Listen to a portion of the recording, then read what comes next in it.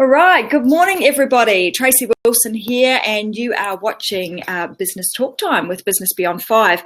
I'm calling in today from beautiful New Zealand, where I've come on holiday, but normally streaming you live from Gold Coast, Australia. And today I've got a really awesome guest, and we're going to share with you sort of the power of social media and even how Melissa and I have come to be on this blab together. And you know, we've had a few questions already about how the power of social media and the power of marketing and these different platforms that we have and how powerful they can really be. So before we get stuck into that, there is a little bit of housekeeping that I do need to tell you about. Firstly, welcome. You're in for a real treat today. Melissa has a wealth of experience around event management and marketing, and you're going to hear all about that today. But before we get stuck into that, there's a few little things you do need to know. First thing is, on your top left-hand corner, you'll see a little icon that says Tell a Little Bird. Now, click on that little icon and tell all your friends that you are live here with Tracy Wilson and Melissa Forziat on Business Beyond 5, Business Talk Time, so that they can all come in here too and ask us some questions. All their marketing questions will get answered here today. The other is tell your friends. So if you click on that one, that will tell your friends, your mother, your father, your brother, your sister, all on Facebook. So I'm about to do that right now, post to Facebook that we are live. If you have any questions today, in the right-hand sidebar, you'll see that there's an opportunity for you to write to both Melissa and I. And all you need to do is type /Q and then your question. We can already see that Carlos has typed us a question, which we will get to very, very shortly. But other than that, you know, it's a very welcoming environment that we have here. We also will open up some seats a little bit later on. So if you would like to jump on and be live with both Melissa and I, feel free to do so. We'll accept you in. Any question, you know, you can ask, and we will be happy to answer it around marketing. So welcome, Melissa. Awesome Thank to you have very you. much. Yeah, morning in Australia, afternoon here in New Zealand, and it's been evening there in Seattle. In Seattle, yeah. Yeah, we are a global chat room right now. I know, it's kind of cool, isn't it? Well, look, I thought we would open and I'd get you to tell us a little bit about you, because I've been reading your bio and you've got some pretty fascinating stuff that you've done over the last sort of 18 years. So tell us a little bit about what you've been up to. Oh, thank you for that. Yeah, I think it's important to know where somebody comes from to understand more about what their opinion is going to tell you, especially when it comes to marketing, because there's so many different ways to do it. And there are a lot of people out there who have very specific ways of instructing. So I'd love to tell you a little bit more about my background, and that might help inform you kind of to what extent you take my advice or to what extent it applies to you at all. So I started out doing major international sport events, and right out of college, I started working with Olympic Winter Games. I actually lived in New Zealand for almost 2 years working Rugby World Cup 2011. And I worked with the U.S. Olympic Committee for a couple of years in the International Relations Department. So through those international sport events, I got to look at huge events that are bigger than any scope you can imagine, bigger than any one person can possibly understand at one time. And I also worked on very small events with the U.S. Olympic Committee, where we would host princes from other countries and, presidents of Olympic committees and high-powered dignitaries, and also visiting teams from other countries. So I got a sense of big and small events while always representing a strong brand. The U.S. Olympic Committee is a strong brand. The Olympic Winter Games, Rugby World Cup, these are brands that we know, we understand them, we love them, and there's a lot of rules around them. And when you're working with an organizing committee like that or an Olympic committee, you become a brand ambassador.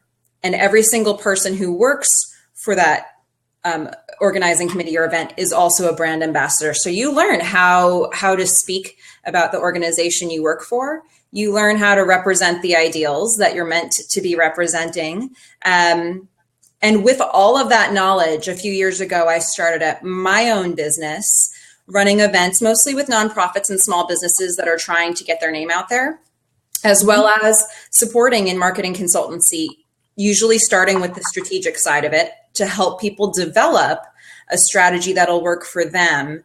And like I said, I mostly work with small businesses and nonprofits, so I understand having to market on a tight budget. I understand having to market when you have no other employees to help you do it, and I understand how to do it when it's really big. So hopefully that gives you an idea of kind of where my background starts from and the type of thoughts that I might have on that subject. Absolutely. And I think with that breadth of knowledge that you've got across, the very, very large organisations that have been around for, in a lot of cases, been around for centuries and have built themselves really solid brands, and understanding sort of that brand messaging, but also filtering that down and understanding what it takes when you are a solopreneur, or you're just starting out, or your marketing budget is really, really tight and you've got a few pennies to be able to spend on marketing, what that actually means and how you can potentially take some of the big corporate ideas, but adapt those to the small business budget. Mm-hmm. Absolutely. So let's talk about, and I think that's really interesting. Let's start with maybe overall strategy. And if I think about, and I want to come back to this too, about this brand ambassador. So I think if we could talk about the whole, what is marketing? So let's start there. What exactly is marketing? Absolutely. Marketing, when you're a small business or when you're a nonprofit, marketing is about getting an idea or a product or a service or yourself out to a larger population. It is really about how you put the information out there in the world for people to receive it.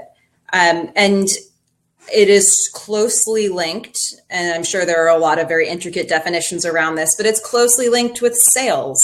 But the difference there is that marketing is about, in my opinion, it's about priming that and giving people the information, touching them on multiple occasions with your message. And sales is then about bringing them in and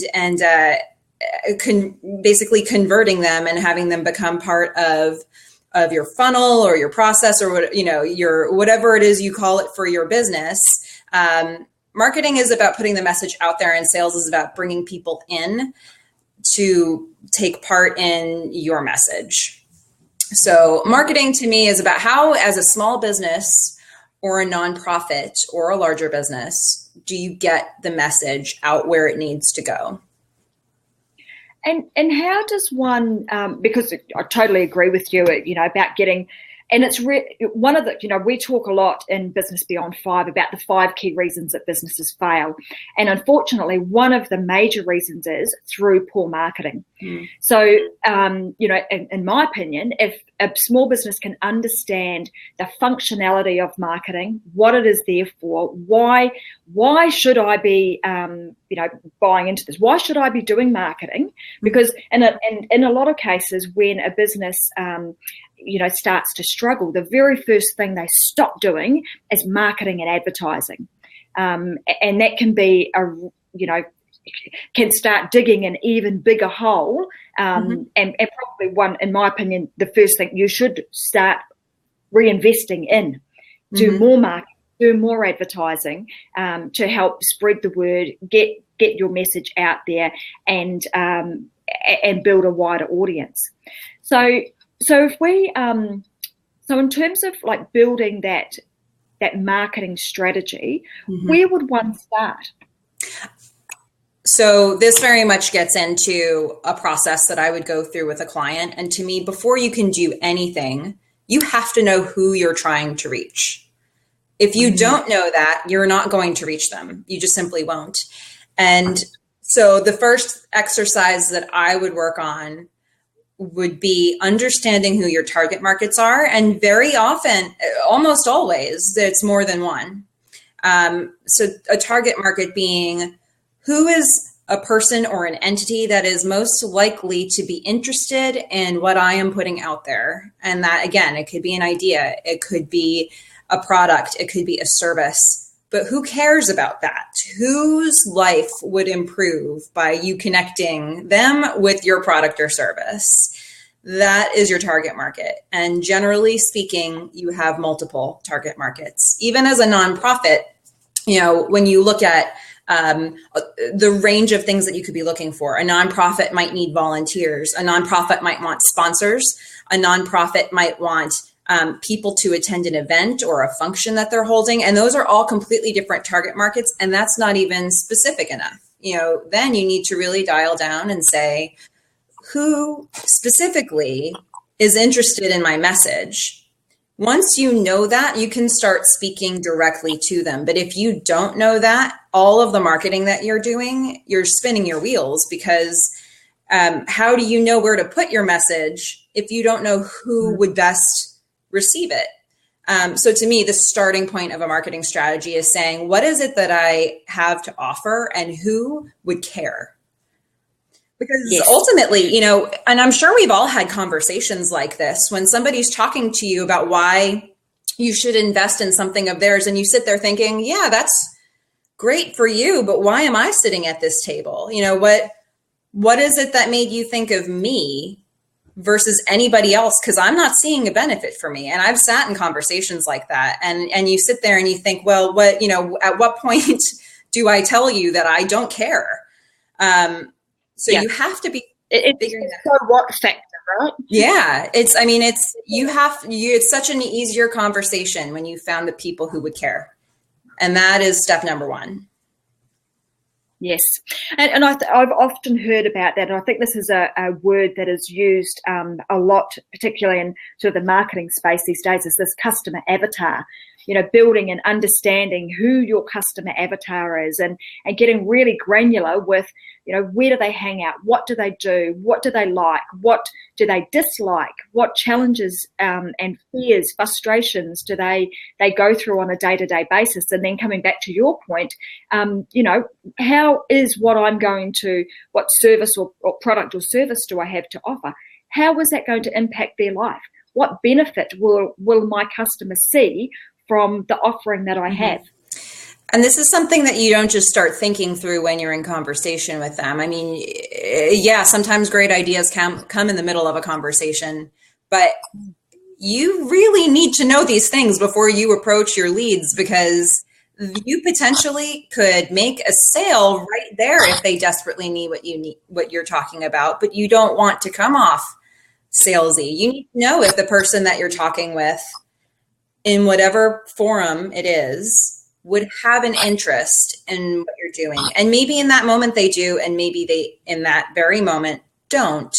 But at least you're talking to somebody who could be interested in what you're doing. And now they know about you. And whether that becomes a sale in a year or the next day, they're now thinking of you when they need that product or service. So it's absolutely a matter of saying, what do I have to offer? Would this person be interested in what I have to offer? And how do I best position it with them so they know it exists? Mm. And do you, so when somebody is starting to do that, what question, I know you've covered some of these, but if we were to give them sort of a step-by-step process, what questions could they start answering for themselves to come up with sort of a high-level strategy? Mm-hmm. Well, first I would say start with what you do, which I would get off of immediately after you've answered the question. But first you need to know what your products and services are.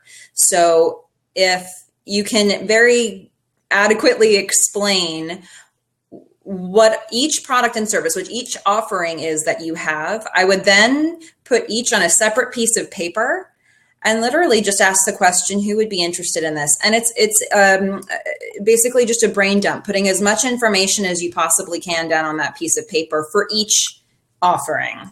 And saying, and this is specific to every business. So for those who are on this blab looking for me to give you really specific information about what to do for your business, it's hard to do that in a global audience where you're trying to pass along information to a lot of people. But this is the process that I would work through. You would put an offering on each piece of paper, and then on each one, you would say, how many different types of people would have a need for this? And, can you break it down by gender? Can you break it down by age group? You might be able to break it down geographically. And very often you can, and sometimes you can get very specific when you do that. You might be looking at people who stay at home, or people who are in a certain workplace, or at a certain college, or you start really unpacking who specifically would care about each offering. And in some cases, you'll find consistency between offerings, and sometimes you won't.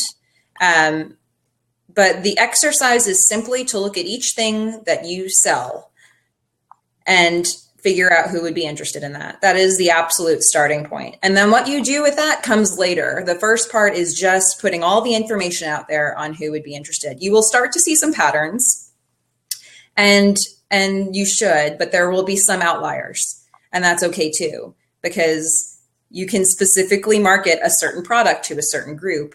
Even when you have this brand that does all this over here, this group might be interested over here. So it's okay to be specific like that, but it starts with that exercise. Yes. And obviously everything disseminates from there. Once you know exactly who you're speaking to, who your audience is, you can then go into, well, where will I go? And I think we'll jump to, we've got a question here from Carlos. Let me just pop this in here, because I think this really links into what we're going to talk about next. So he's then asking, so what medium would you recommend you would use to get your name and what you do out there? Yeah.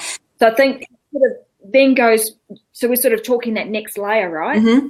Carlos, it's a great question and a really loaded question that there's no way that I could answer for everybody who's out there. But with the process that I would go through to find it is, so now that you know what you offer and who is interested in it, the next step is asking yourself, where do those people, where do those entities, where do they congregate? Where do they spend their time? What do they do all day? They do a lot of different things. And the more of those things that you can name, the better off you are. So what is day in and day out? What does their life look like, and where can I find them? And where can I find them in a place where they're more likely to receive my message? Now, for me, what I would do then is I would put all of those different ideas down, and I would start testing, a few different ideas at once, because if you're marketing all in one place, you're really not putting yourself in a good position to understand what's working and what isn't. So try 2 or 3 different things. What I would do personally is look at the options of where those people are and ask myself how I am comfortable communicating, where I think my brand is best represented. Okay, so maybe everybody's on Pinterest, a particular social media platform, but I don't think my brand would come across well on Pinterest. I don't think that it says what I need it to say. So that's not where I am. And that's not where I want to be. So I don't go there. Even if my target market is there, I don't think that is a place where I'm going to cultivate them properly. I'm going to go somewhere else that they are, and I want to be also. I consider myself an introvert. So as a solopreneur, I have to consider that, because I can have the best ideas to, get into a meetup group with 1,000 people in the room, but I'm probably going to end up in a conversation with one person. So how can I make every conversation a conversation with one person? This is something that I think, for me, because I look at the options that are out there. I look at the target markets that I'm trying to reach. I think about where they are. And then I ask myself, how does my brand and how do I best become represented among that group in that place? So when you say, what medium do you recommend to get your name out there?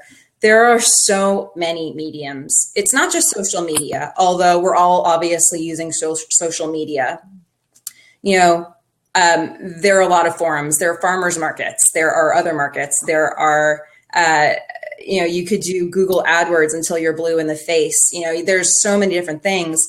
I recently talked to somebody who is looking for high-end clients in an industry, and he has actually had the best success by his moonlighting bartending job at a swanky hotel in the middle of the city, because his clients go there after hours when they're de-stressing, they get a couple drinks in them, and they're willing to talk about business. that he wants to talk about in that space. Nobody would ever think of a bartending job as a marketing gig. But that's what it is for him, because he is able to put his message out there to his target market in a place where they're ready to receive it. And it's really outside the box, and he's getting paid to do it. And it's serving the exact purpose that he needs. So, what medium do I recommend? It's literally about thinking where people are from one moment to the next and asking yourself where you shine. Yes. So it's that two-pronged approach. And I think that's a perfect activity to also do with the activity that you were talking about before. So, using your pieces of paper, jotting down what products or services that you actually have, and thinking through, what is it that that my audience or my offering, who is it that it's going to be attractive to? How is it going to change their life? What fears, frustrations, challenges do they face? All on the same piece of paper. And then potentially even on that same piece of paper, then saying, well, where do these people hang out? What do they do? Are they at a bar? Are they at the, at a networking event that is held, on a weekly basis down the road? Is it on, Pinterest, Instagram, Facebook, LinkedIn, all the different social media platforms? Once you start listing all of those, it's going to start building you a really robust marketing strategy. So I think those are some, 3 really key places to start from. I think it is the place to start from. I know that there are a lot of people out there who are marketing experts and social media experts, and they usually have a very specific niche area that they're focused on. And there have been times that I've sort of watched them interact with people who were ultimately in their funnel. But usually this is on social media, because that's where I would be able to observe a conversation. But there have been times when people have said, why would I need to use this tool? And they'd say, everybody needs to use this tool. I've seen it come out of a couple people's mouths, or at least out of their fingers when they're typing. And I think to myself, that's really not true. There is no one tool that is right for every single business. And it's about figuring out what's right for yours and understanding what your options are, and about trying more than one, because there isn't one that's going to carry you for the rest of your life. If you love Facebook, I like Facebook. I like using Facebook for my business. But do I expect that Facebook is going to be the go-to platform for me in 15 years? No. I mean, that would be unrealistic. The landscape changes really quickly, and perhaps it will still be big at that point, but I can't be relying on that. I need to know what my other options are and where I can find my target market when that platform doesn't work for me anymore. So come up with a nice long list, and one day you're going to say, this isn't working anymore, and you're going to have 5 or 6 other options to go to, where you can now test those and see what the next big thing is for you. Absolutely. And it is about keeping on keeping abreast of what is new, but not always jumping on to the next new, what we call, entrepreneurial world, bright, shiny object. It's not about that.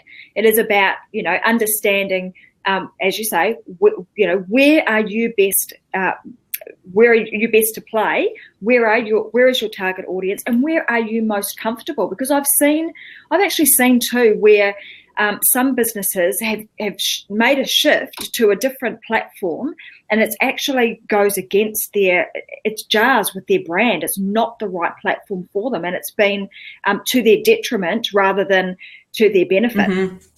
And it should be, because if your brand is no longer being represented the way it's meant to be, then you're confusing people. Yes. So you ultimately need to know what is at the core of your brand and what's at the core of you. And if you're going against that, you're losing people because they don't get you anymore. And so you can experiment, but always know the purpose behind what you're doing and where you're putting yourself. And if something isn't reaching people, then ask yourself why. Ask yourself if there's something you can do to adjust how you're trying to reach them on that platform, or if that's not going to work for you long term and maybe you need to look at something else, at least at that point. But trying to force something isn't necessarily the right way to go, because then people don't know what they're meant to understand from you. They don't know exactly what you're putting out there and what they can get from you and how you're going to improve their lives day to day if your message is muddled. Yes, exactly. So let's go back to then.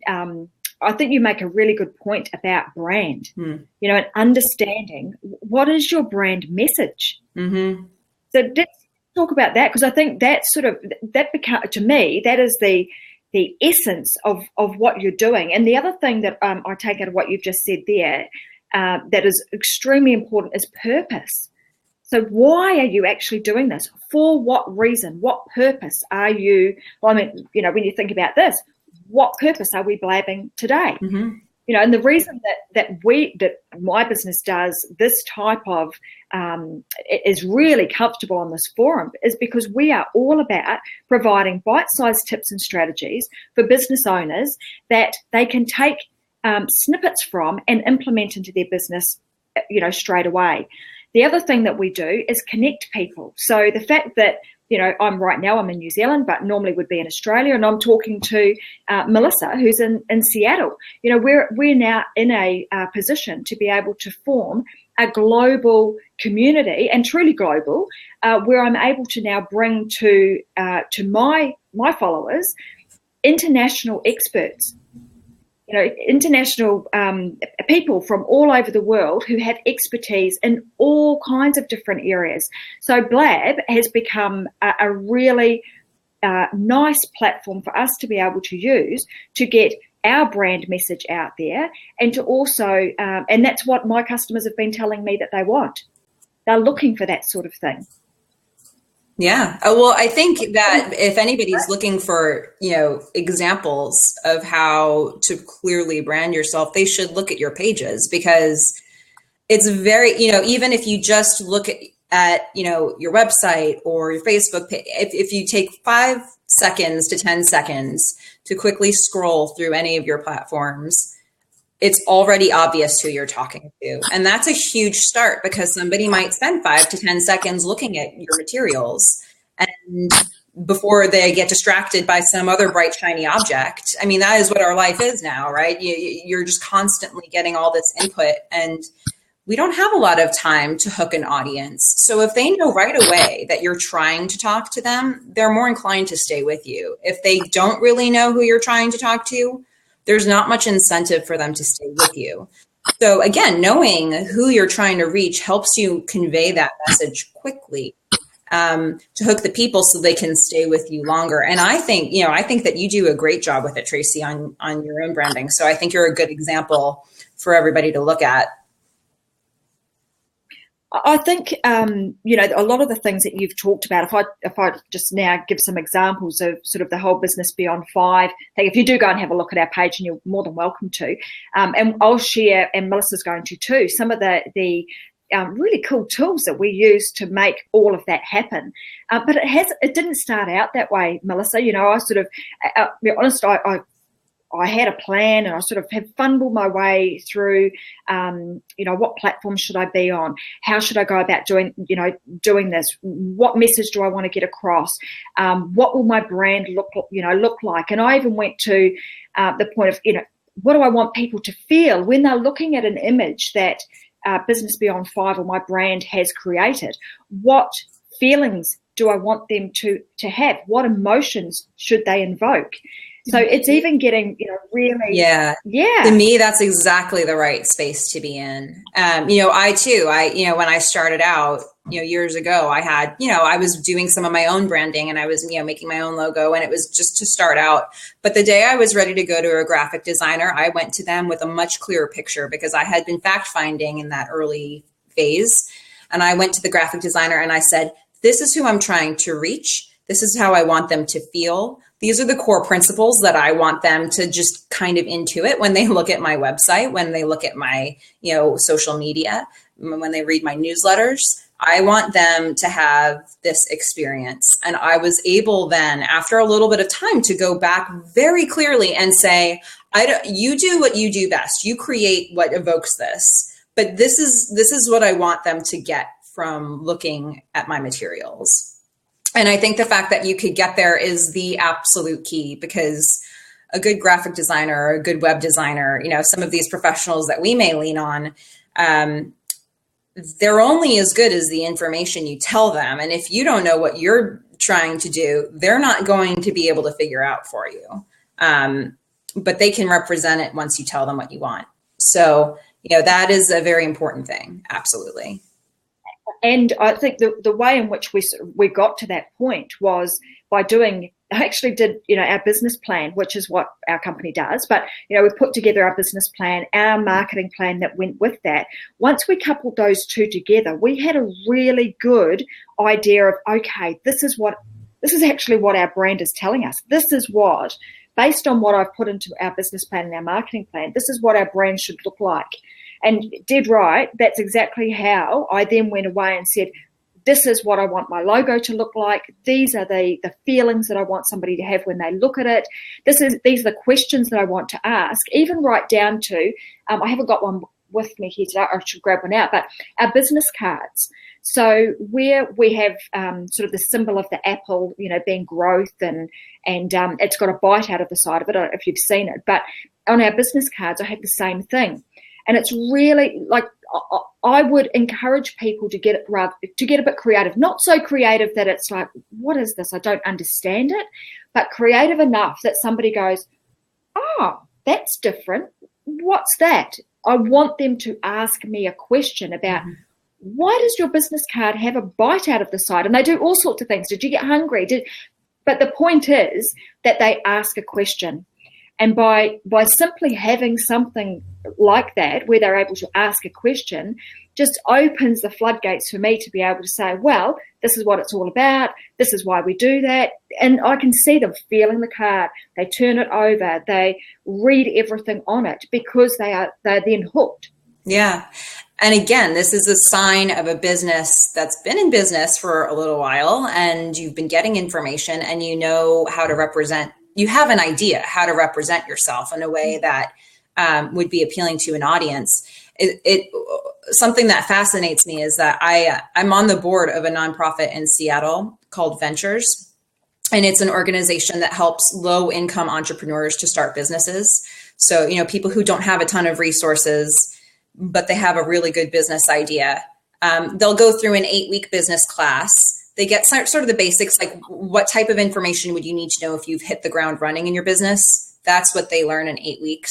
And then after that, they get access to loans and, financial management classes, access to legal training courses. And they also get access to an advanced marketing class. And I teach one of those classes, and it's a marketing messaging class. So we talk a lot about, how to express your brand through words, through images. And every single time, the first hour is content that I'm providing for them. And then the last hour, we do a workshop where they're working on their own businesses, and people will call me over to ask me questions about their business.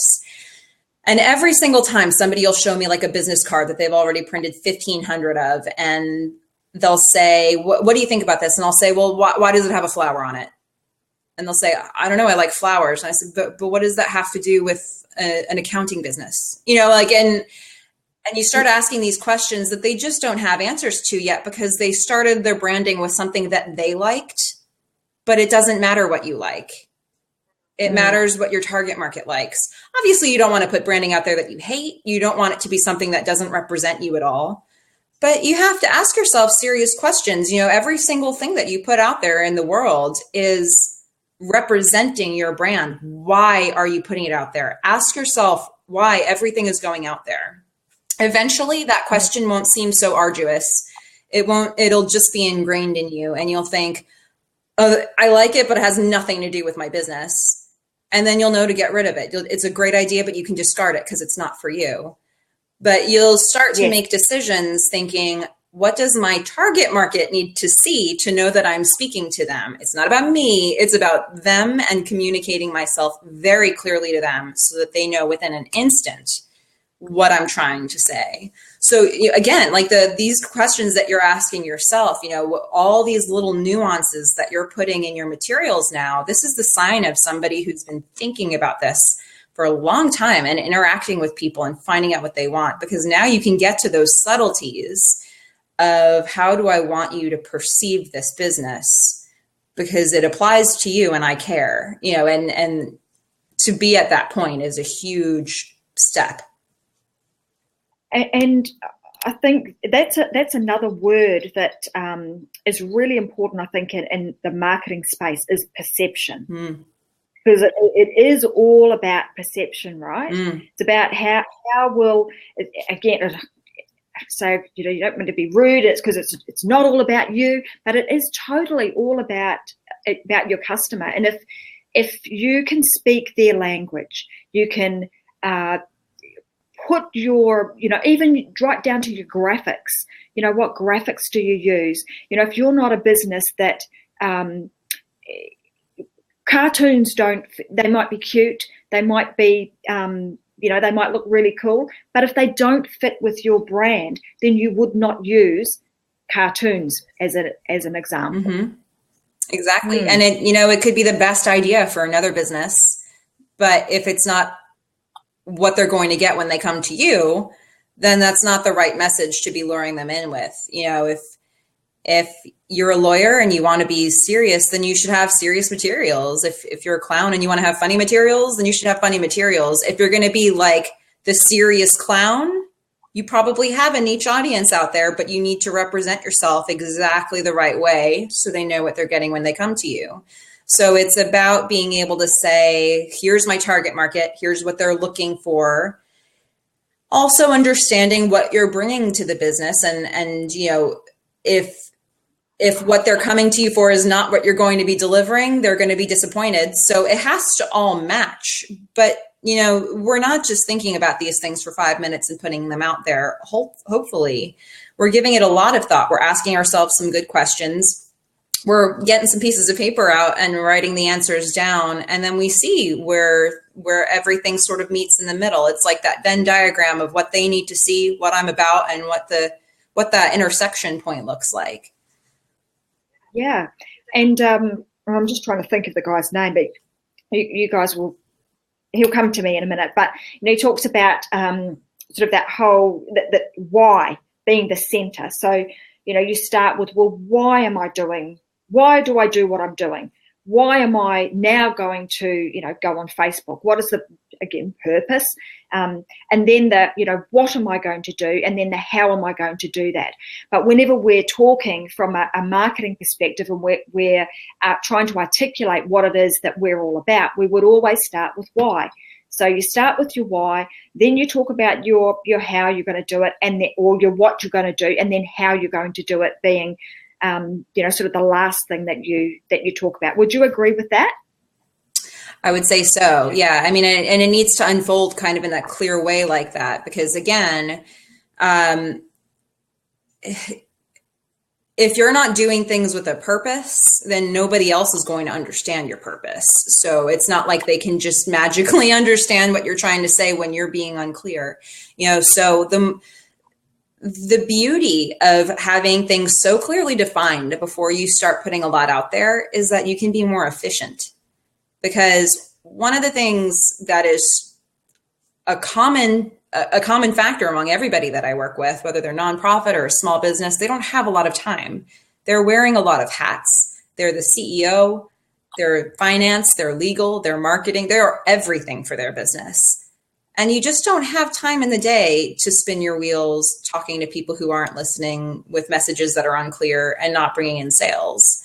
So the more concrete you are about why you're doing something, who's meant to be understanding you and who's meant to benefit from what you're doing, and what message will clearly convey all of that so they'll stay with you and hopefully listen to you longer. The more clear you are about that, the more efficient you can be in your marketing, and hopefully the more effective you can be as well, because you're putting things out there with intention, so you can evaluate it with intention and see what's working and what isn't. Yes. So I think there's some great points there too. Measuring everything is extremely important, because if you don't measure it, you don't know how effective it was, whether you should continue to do it or whether you should, move your focus to something else. But the other thing that I think about with that, Melissa, and quite often I see on a lot of social media, people are talking about, I get lots of haters. Why do I get these naysayers and haters? And I think about what you've just said there, and it makes me think that potentially it's because they haven't got their messaging right, or they haven't quite understood their target audience as well as they should. Because had they understood that right from the start, then, and you're able to speak to your target audience very, very focused in a way that resonates with them, you won't have that problem. Mm-hmm. Well, I mean, to be fair, in my opinion, there are people who hate for hate's sake. So I think that exists. And if you put yourself out there in a public way, which you're doing when you're marketing, that is the whole point of what you're doing. You do open yourself up to that. So you have to be prepared to deal with whatever medium you're on. You have to be prepared to deal with backlash on that medium. If you're better prepared to cope with that on social media than standing up in front of a room full of people and speaking, then start with social media, but learn that not everybody is going to agree with you if you're putting out, an idea that is sort of new in the sphere of things. But what you do when you're clear about your message is you give more people a chance to say, I get it, I agree, and I need that. So by being clear about your message, you also increase your chance for love, which you can't really do if you're not clear, because nobody knows what the purpose is for what you're doing. Yes. We've got another question that's come through from Carlos too. He did ask it a little while ago, but what do you say to folks who want to build their business by word of mouth? Yeah, Carlos, I think it's a great idea to build your business by word of mouth. I think it takes time to build enough of an audience for word of mouth and word of mouth alone to bring you all your business. I think we all dream of the day when all we have to do is let other people talk for us. And that is our marketing, that it's achievable. It is doable. I've seen people who have gotten to that space where they're not taking any more bookings, where they don't need any more business because they are full. And that is great. But it doesn't start like that. So you always hope that you are leaving a good impression in the minds of customers, clients, or even just leads, potential leads that you're talking to. You hope that they understand what you're saying, that they get you, and that they're able to spread your message, whether or not they've already bought your service or product, because they can still be your ambassador even if they haven't bought your service or product. But it is not the only way to market, and it is something that usually takes more time to take hold. So what are your other options to start with? How do you bring new people in to understand your business, to understand your message, and then let the word of mouth go from there? It is great when people come to you and say, I heard about you from this person, but you can't control that message. You have no idea what was said between person A and person B. You're just you're hoping that they come back to you with the right information. And so the more people who are concrete in your message, who you've reached with your marketing, the better off you are that it'll start to resonate.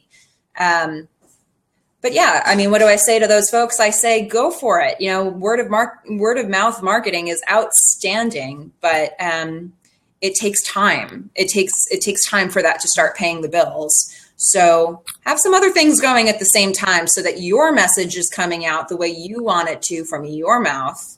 And then let the brand development happen with those brand ambassadors as it happens. But you can't control it. So, make sure your message is going out there at the same time.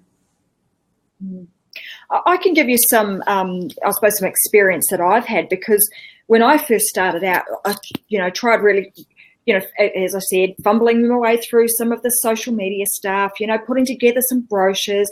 And I mean, I just started with using Word, and I printed a lot of my documents with my home computer home printer at the time, and have slowly progressed to more sophisticated glossy looking brochures and what have you, and have got a lot of our social media ready to go with a strategy that sits behind all of that. But I certainly started out with sort of that one by one or onesie twosie type sales process and marketing process, which was just to go out, talk to people one-on-one, do my best to connect with them, get them to see the value that I had, and identify a part of their business that I would be able to help them with, and deliver them that solution. But I always went to the point of trying to over-deliver so that they would go, oh my God, wow, that was so awesome. I need to get so-and-so to talk to you as well. You need to talk to my friend, Josie down the road. And that's really how my business started to take off. The other thing that I did was where Melissa was talking before about understanding who your audience is, who your target audience is, and where she was saying that in most cases you'll have several. Well, in my business there are several, but I went from, there's a sort of the B2B customer, business to business customer, as well as business to consumer. Mm-hmm. So what I mean by that is there were, for example, lawyers, accountants, bankers, mortgage brokers, etc., that would benefit from my services for their customers. Mm-hmm. That makes sense? Absolutely. So I made a point of understanding who they were. So if I think about part of my business is business planning, we write business plans for startups to the SME, small to medium sized enterprise, mm-hmm. for immigration purposes, business for business growth purposes, if they need funding of any sort. So really, if I looked at those sort of three key things, who is it that supplies those? Mm-hmm. So I knew that if I went to an immigration lawyer, in most cases in Australia, well, in all cases, if you were applying for what they call a 457 visa to open a business or to employ an immigrant into your business, mm-hmm. they would require a business plan. So that immigration lawyer would require their customer would need a business plan to have their 457 visa approved. Who was the best person for me to go to build a relationship with? It was the immigration agent. Because if I could make their life simpler by providing a service that they didn't have to worry about, they knew it was going to be done well, that I would have very clear communication with them and regular communication, so they knew at every stage where their customer was being looked after. If I could do that really well, then I had a very high chance of that banker, immigration agent or lawyer then referring me further work. And that's exactly what has happened. Mm-hmm. So in your overall marketing strategy, don't just think about your end customer. There's quite possibly some people in the middle that you could add benefit to. And if you can do that, that makes them look really good in the eyes of their customer as well. And it's a great point. And I think that goes again back to looking at that target market list when you look at your different offerings and you're starting to work out who would be interested in them.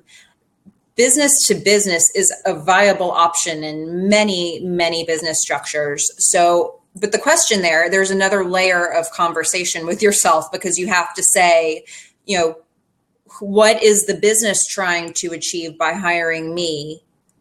And when you can answer that, now you understand what they're trying to do. Because it's really, very often businesses are just about the bottom line and about efficiency, and they have economic factors on their mind, but they're also trying to leave a certain impression with their target audience. So what is that? What is it they're trying to do for their target audience that makes their target audience come back to them because of the service you provided? So it becomes a very sort of interconnected thing. But if you can understand that before you go to them, you can speak all the right language to make yourself a really easy sell. Because if you can prove to the business that you're helping them to make their operations more efficient, or, reduce their costs, or help expose them to a larger audience, or address a pain point for their customers, you stand a really good chance of getting further work with them. So what is their priority, and how do you start figuring that out when you're going through your target market analysis?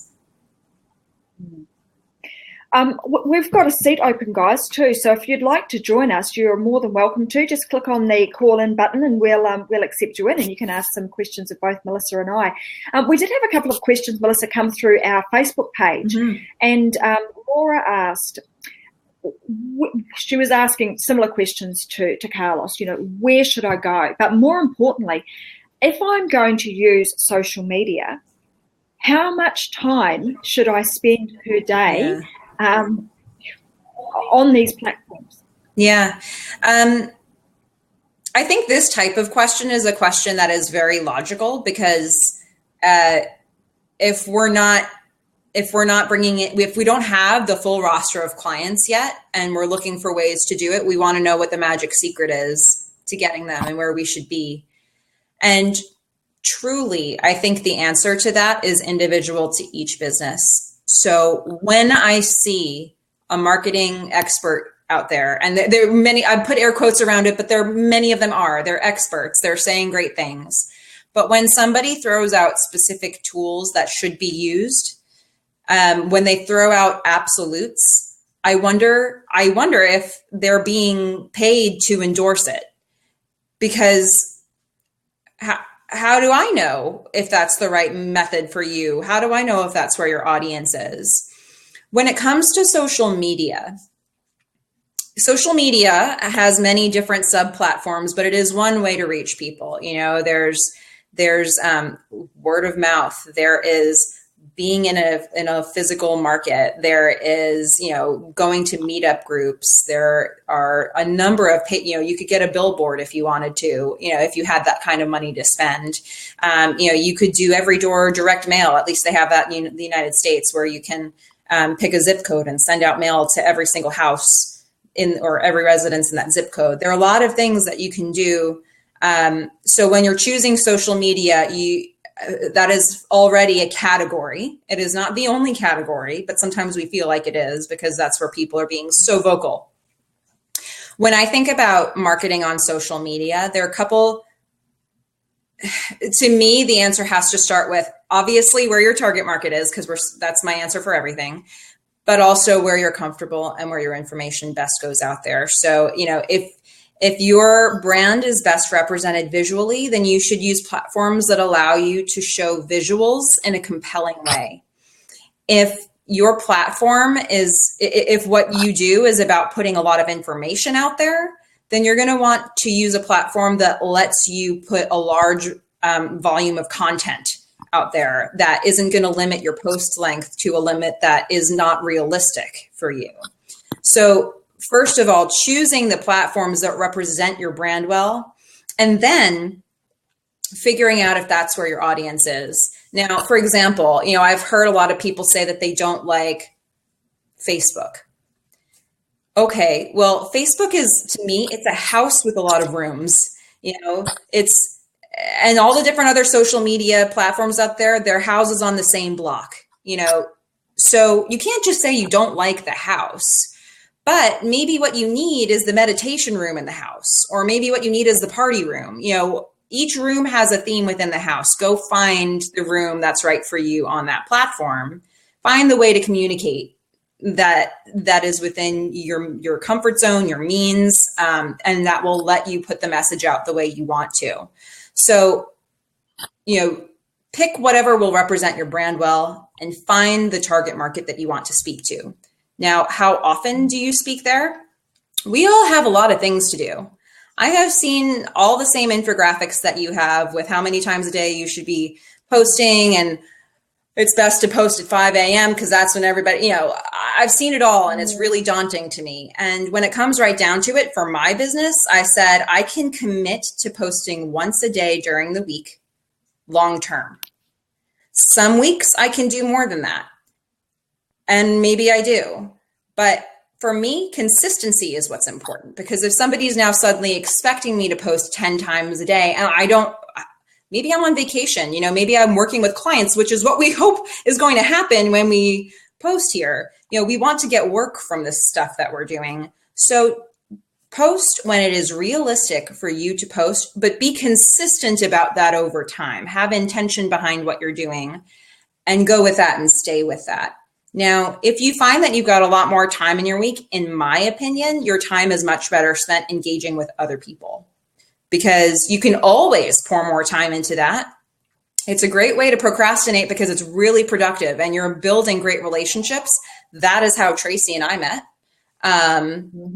And look what came of it. Anything can come of building a good, solid foundation of a relationship on social media.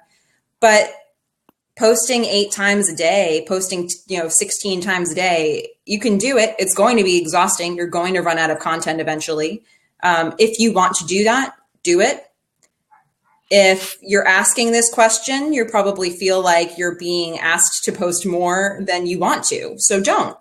Just do what is consistent for you. Be intentional about what you're posting and spend a lot of time, if you can, engaging with other people to develop the relationships that will make your posts worthwhile, because those people will then start reading your posts and they'll start engaging with them and they will get shown to more people. But yeah, this whole, how many times a day and exactly what time of day, there's a lot of science behind it. It's great science, but we're humans. We have schedules. We want to bring in clients. We want to work with clients, and we have to be realistic. So I think don't pigeonhole yourself into a space that you can't commit to long term.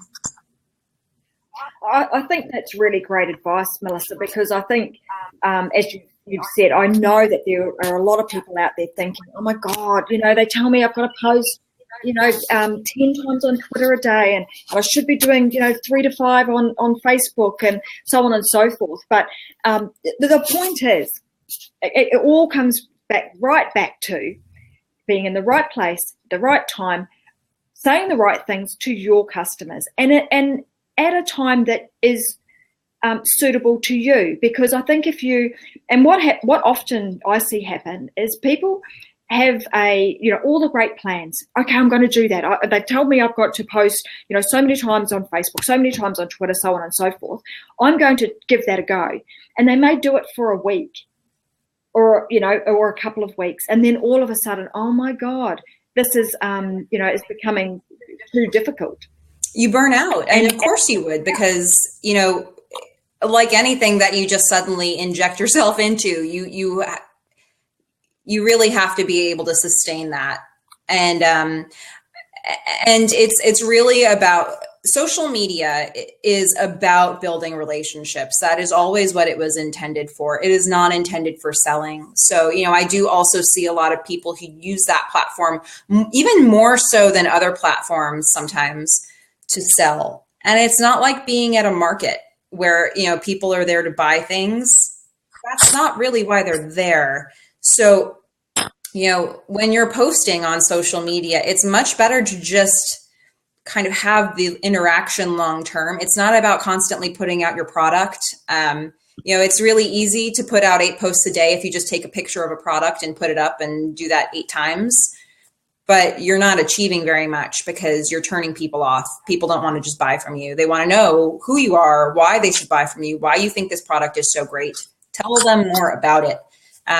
So, where I say limit the amount of time that you post to what you're comfortable posting long-term.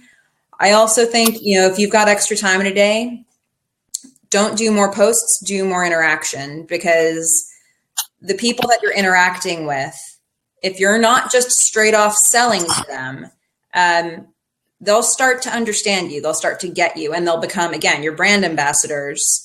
And it's as simple as just, liking posts as your business page, drawing people back in to understand who you are as a brand and what you like. That is what social media is for. So yeah, I think, and I think it's the same with, in-person networking at an event that was not meant to be, a store sale. You know, these are networking things for a reason. Nobody wants you to come in and just sell, sell, sell. So yeah, when it comes to social media, when it comes to putting yourself out there in person, you know, it's about doing what's comfortable to you that you can do consistently over time, not being overbearing and giving more than you take. So over time, that will come back for you. And I think, so I come back to always lead with value. You know, make sure that you're giving plenty of value out there. And I think there's always this thing of reciprocity, and it's always served me well. I always try and, you know, give more than I expect to receive. But somehow, you know, there's this lovely thing that happens that people want to then reciprocate. And more often than not, they actually do. Mm-hmm. But that's never my intention, is to go out and say, hey, I'm going to do this for you because you might do that for me. It does just happen. Mm-hmm. It really does, because people notice these things, you know, especially, you know, for me, I'm speaking to small business owners too, and I'm speaking to nonprofits, and these are groups that generally struggle to get reach on social media. And when they see your name popping up over and over again, they notice.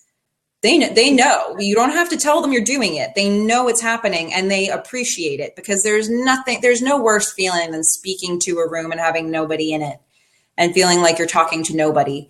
And nobody wants that. And everybody appreciates when they're being listened to. And so listen, you know, use it as a time to listen instead of talk, and see what comes back to you.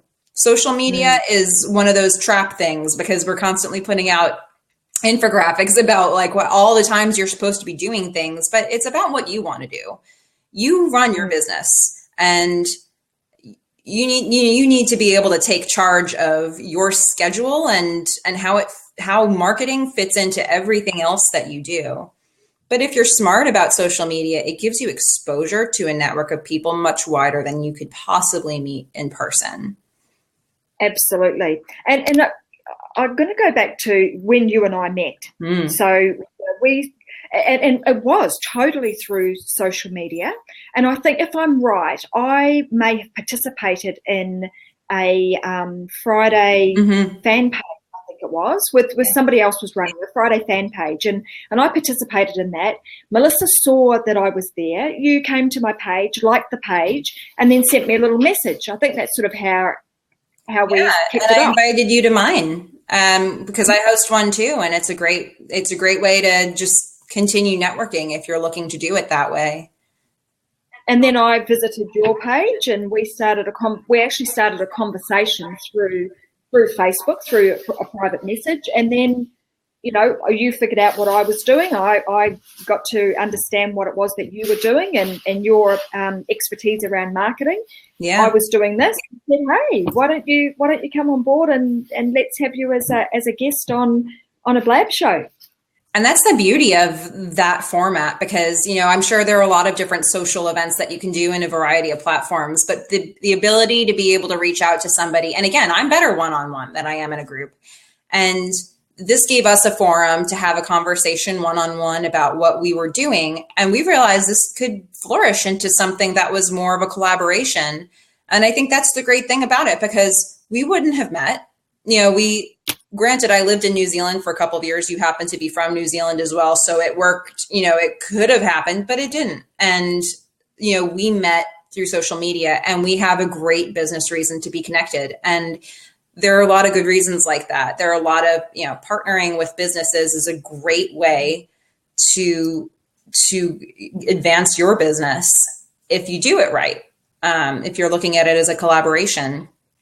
And social media happens to be a way that we can expose ourselves to a lot more people who potentially could have an interest in working with us. So, but you will never know that if you're not listening, you know, if you're not really looking for those connections.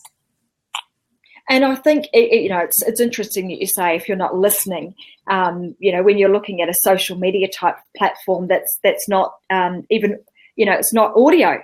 It's all visual, but it is about, you know, taking the time to just stop, take stock of what is actually being said, on these social media platforms. And as you say, listen to what's underlying and then adapt your strategy to some of what's being said. So if you've got a business and might have a Facebook page and you might be going down a particular path, but if your customers are then coming back and giving you feedback that is perhaps not in the same vein, then it may be time for you to relook at your strategy and maybe make a pivot or a slight shift that is more in line with what your customers are after.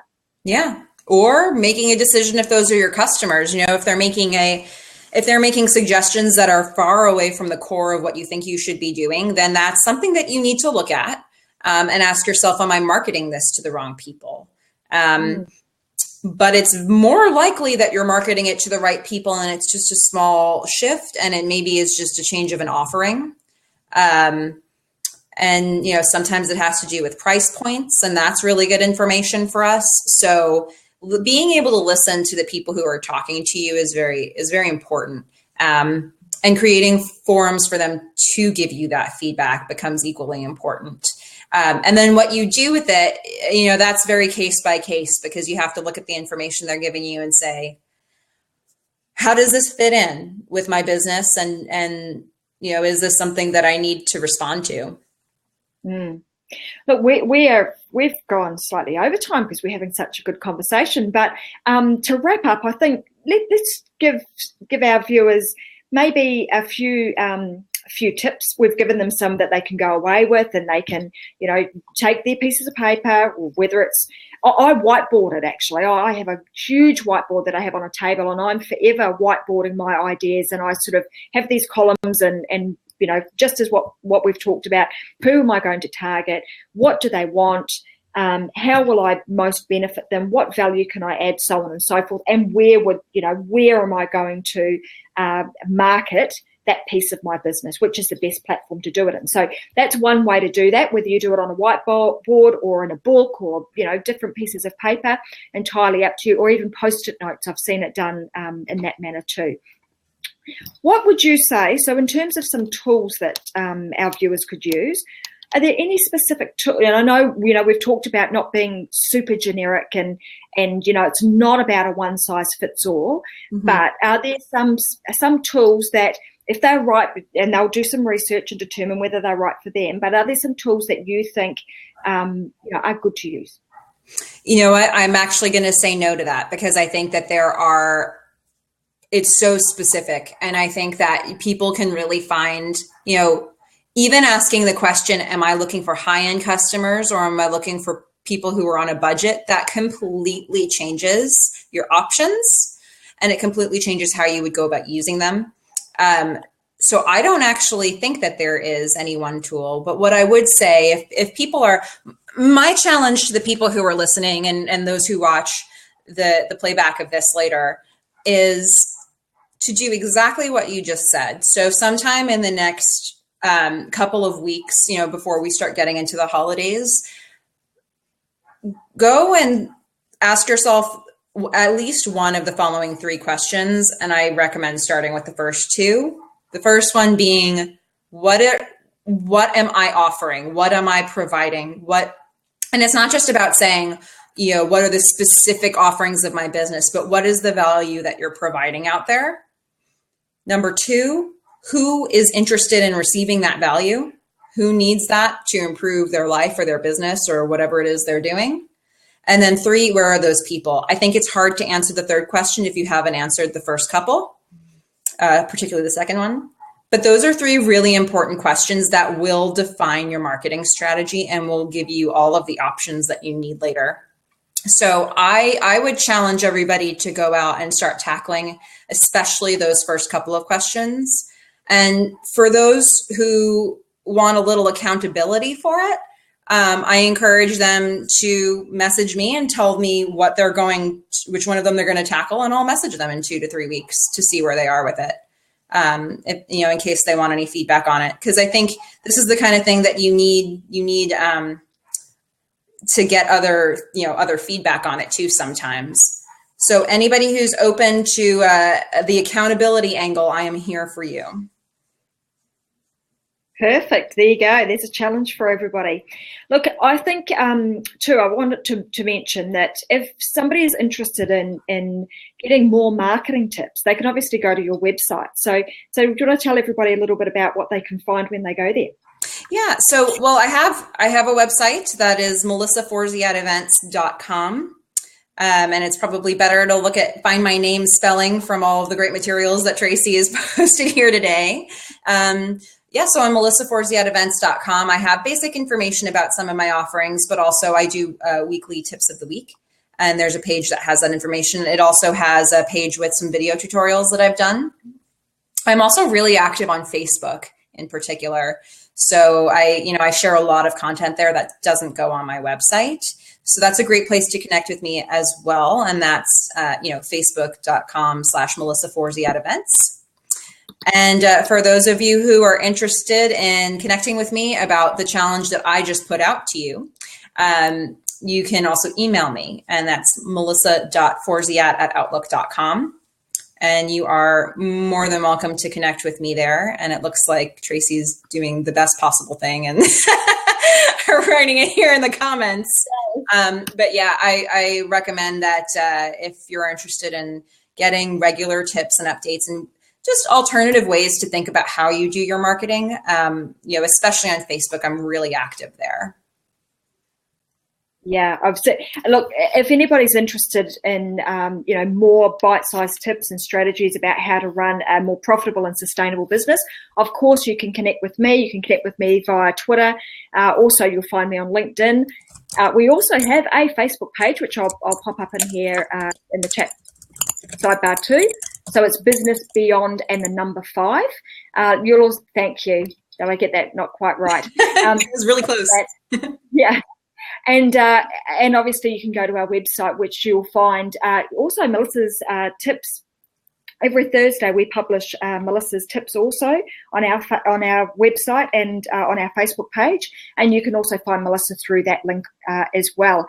But look, thank you so much, Melissa, for your time today. It's been fabulous having you on board. We will get you back again. I hope you'll come back on the show again a little bit further. Anytime. Yeah, and I look forward to seeing all of your tips that we'll include in our materials. But does anybody else, before we do dial out, anyone else got any other questions that you would like us to answer? Because you've got a great opportunity right now to do that, and I'll leave it open for just a few minutes. Melissa and I will hang around. Otherwise, we'll be dialing out. I'm going to go back on holiday, and Melissa's going to head probably to dinner because it would be almost just a little after 6:30 in Seattle. Yeah, just about to get dinner started, but looking forward to a holiday coming up for us also. So it's a nice quiet week. Nice. And if anybody does want some strategy, I've got a few things on my website that you're most welcome to. So head on over to businessbeyond5.com and you'll find the recordings of these too. We also host them there. So have a great week, everybody. It's been fabulous having you. You've been watching Business Beyond 5, Business Talk Time with Tracy Wilson and Melissa Forziat. Thanks so much. See you again soon. Thanks, everyone. Bye.